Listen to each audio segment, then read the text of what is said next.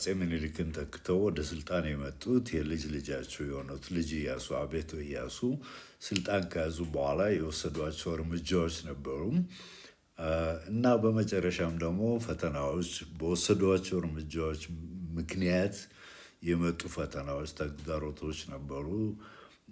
እነኝህን ሁኔታ እናያለን። የኢያሱን አቋም፣ ለኢትዮጵያ ያላቸው አመለካከት ምን ነበር? ዘመናዊ ነው ወይስ ኋላ ቀር? ለኢትዮጵያ ሙስሊሞች የነበራቸው አመለካከት፣ ክርስቲያኖች የነበራቸው አመለካከት ምን አይነት ኢትዮጵያን መፍጠር ነበር የሚፈልጉት? ይህን አጠር ባለ ሁኔታ የስልጣን ላይ የቆዩበትን ጊዜ እናያለን። የለውጥ ሙከራዎች እና ፈተናዎች በሚል አንድ ርዕስ ስር ነው። ስለዚህ መጀመሪያ የምናየው የኋላ ታሪካቸው ባክግራውንድ ሂስትሪ፣ የኋላ ታሪካቸው ምን ነበር? ያልተቀቡት ንጉሥ ይላል አንክራውንድ። ሁኔታው እንዴት ነው? አጤ ምኒልክ ወራሽ አድርገው ሾሟቸዋል። ነገር ግን በይፋ ዘውድ አልጫኑም። በትክክል አንድም የሸዋ መኳንንቶች ፈቃደኛ አይደሉም። ልጅ ኢያሱ ወደ ስልጣን ማምጣታቸው የሚኒሊክን ቃል ለመጠበቅ ብለው እንጂ ፍላጎታቸው አይደለም። ልጅ ኢያሱ ወደ ስልጣን እንዲመጡ የሸዋ መሳፍንቶች ፍላጎት አልነበረም።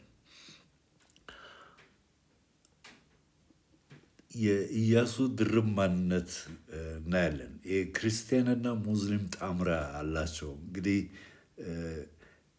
ከእናታቸው ከሸዋ ማለትም የአጼ ምኒልክ ልጅ ናቸው። ሸዋ ረገድ ምኒልክ እናታቸው፣ አባታቸው የወሎ ራስ ሚካኤል ቀደም ሲል መሐመድ አሊ የተባሉት በአጼ ዮሐንስ ከእስልምና ወደ ክርስትና ተጠምቀው እንዲመጡ የተደረጉት ራስ ሚካኤል የምንላቸው ናቸው እና የሁለቱ ልጅ ናቸው ልጅ ኢያሱ። ይህ ድርብ ማንነት ፋይዳው ምንድን ነው? ጠቀሜታው? ይህ ድርብ ማንነት ለኢትዮጵያ አንድነት ተስፋ እንዳለው ያሳያል። በተቃራኒ ደግሞ ይህን የማይፈልጉ በተለይ ሸዋ መሳፍንቶች ለፖለቲካው ስጋት ፈጠረብን ብለው እንደውም መሰረታዊ ነገር ነው፣ ከስልጣን የሚያስወገዳቸው ይሄው ነገር ነው፣ ይሄው ስጋት ነው።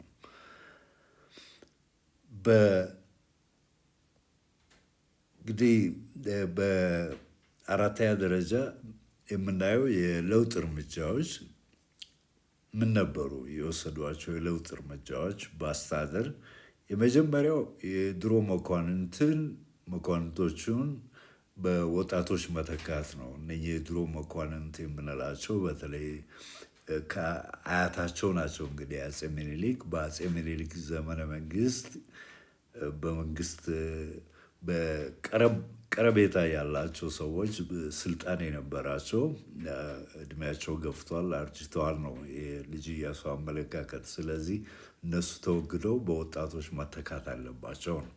እንደ ዘመናዊ እርምጃ ነው የምናየው። ይህንን አንድ የፈጠሩት ነገር የከተማ ፖሊስ አቋቁመዋል። ጥሩምቦሌ የሚባል ጥሩምቦሌ ቃሉ ከትሪፖሊ ከዚያ የመጡ ኢትዮጵያውያን በዚህ ጦር ኃይል ውስጥ ተመልምለው አገልግሎት ሲሰጡ የነበሩ ስለሆነ ከትሪፖሊ ጋር ለማገናኘት ትሪፖሊ ጥሩምቦሌ፣ ይህም አንድ ዘመናዊ እርምጃ ነው። ሌላ ትልቅ በኢኮኖሚ ትልቅ የወሰዱት እርምጃ የቁራኛ አበዳሪና ባለዕዳን በማሰር የተጠመደ ስርዓት ነው። ባለዕዳው እንዳይጠፋበት አበዳሪውም አብሮ ይታሰራል እና የሌባ ሻይ ስርዓት የምንለው እንደዚሁ አስከፊ ነገር ነው። ለሆነ ወጣት የሚያሰክር ነገር ይሰጠዋል። እሱ ተንገዳግዶ ሄዶ በወደቀበት አካባቢ ፊት ለፊት ያለ ጎጆ የመኖሪያ ቤት ባለቤት እንደ ሌባ ነው የሚቆጠረው። ይሄ እነኚህ ሁለት ነገሮች አስከፊ ነገሮች እንዲወገዱ አድርገዋል። በአስተዳደር ሌላ የወሰዱት ነገር የንብረት ምዝገባው አውዲቲንግ የምንለው ይሄም አንድ ከሸዋ መሳፍንቶች ጋር በትልቁ ያጋጫቸው ነገር ነው እና የአስራት ግብር ይሄም ዘመናዊ ነው። ቀደም ሲል አንድ ገበሬ ግብር የሚከፍለው መሬት ላይ ያለ በቡቃያ ሰዓት ነው የሚወሰንበት የሚጫንበት። ሲሶ እርቦ ትከፍላለህ ተብሎ እሳቸው ያደረጉት ምንድነው? ምርቱ ከታየ በኋላ ነው ግብር መጣል ያለበት የሚል እርምጃ ነው የወሰዱት።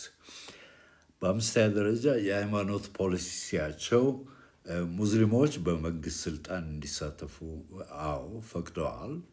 ለምሳሌ አብዱላሂ ጻዲቅ የሚባሉት የኦጋዴን መሪ ወደ ስልጣን እንዲመጡ አድርገዋል። በሀረር ኤምሬት እንደዚሁ እስላማዊ መንግስት እንዲጠናከር ይሄ የማይካድ ነገር ነው። ከአባ ጅፋር ጋርም የጠበቀ ግንኙነት አላቸው። ሙስሊሞች በመንግስት ስልጣን በኢትዮጵያ ታሪክ ፈጽሞ ተለምዶ የማይታወቅ አዲስ ነገር ነው ያመጡት። ሌላው ይሄንን ሙስሊሞችን ወደ ስልጣን የመሳብ ነገር የተጠቀሙበት ስልት አንድም ከሙስሊም መሪዎች ጋር የጋብቻ ትስስር መፍጠራቸው ነው።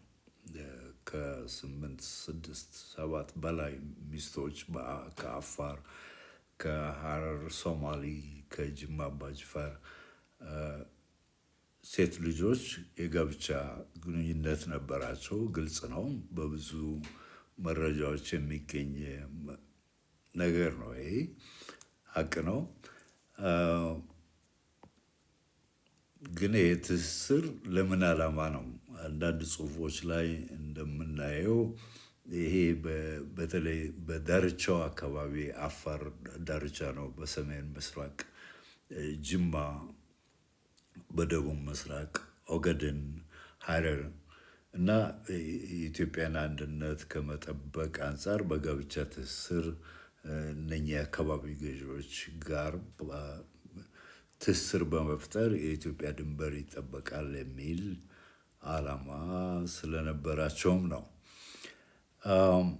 የውጭ ግንኙነታቸውን በሚመለከት እንግዲህ በአንደኛው አጋጣሚ የሆነው የልጅ ኢያሱ ስልጣን ዘመን ከአንደኛው ዓለም ጦርነት ጋር አብሮ ነው የሚሄደው እና በተለይ ወደ ሶማሌ ብዙ ጊዜ የመመላለስ እዚያ ብዙ እስከ 9 ወር ድረስ የመቆየት የሶማሌ አርበኞች ግንባር መሪ ሞራል የመስጠት ገንዘብ የመስጠት የጦር መሳሪያ የመስጠት እነኚህ ነገሮች አሉ እና እንግሊዞች ይህን ነገር አይፈልጉም።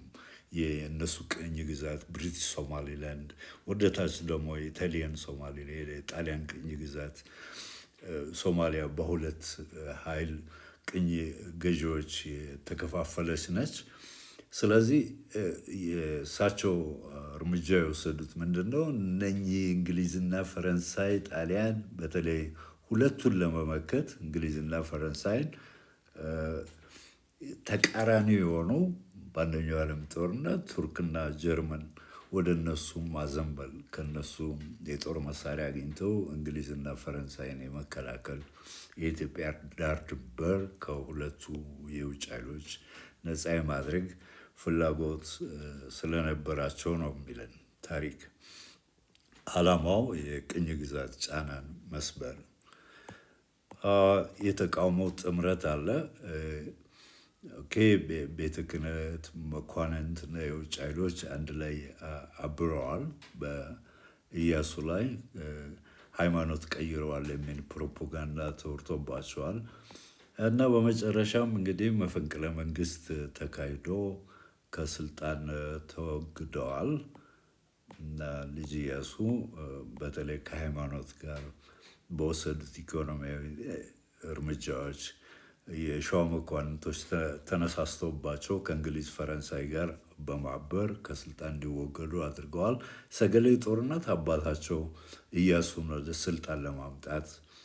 ያካሄዱት ጦርነት ነው። ተሸንፈው እንደውም ተይዘው እንግልት ደርሶባቸዋል፣ ታስረዋል።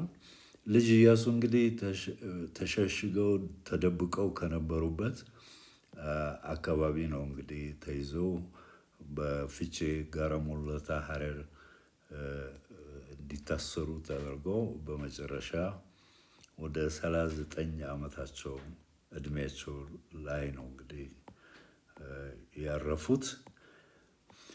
እንግዲህ የታሪክ ሚዛን ማጠቃለያ ስናይ አርቆ ሀሳቢ ናቸው ልጅ ኢያሱ ወይስ ችኩል መሪ? ይሄ እንግዲህ እናንተ የግል አስተያየታችሁን ማከል ትችላላችሁ።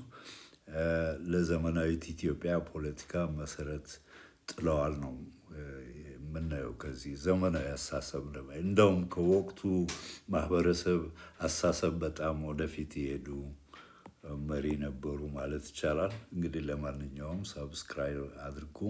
በዚህ አይነት ሁኔታ አጠር ያሉ ቪዲዮዎችን ለማቅረብ እሞክራለሁ። ሰብስክራይብ አድርጉ፣ ሼር አድርጉ፣ ላይክ አድርጉ። አመሰግናለሁ።